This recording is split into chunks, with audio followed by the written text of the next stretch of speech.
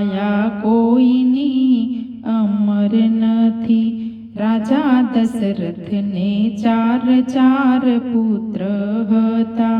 જ્યારે સ્વર્ગે ગયા ત્યારે એકે નૈયા કાયા કોઈની અમર નથી।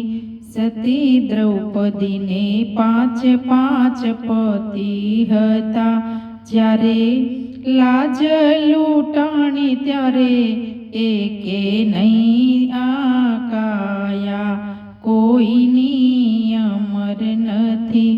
આ દેહ તણો કોઈ ભરોસો નથી। આ કાયા કોઈની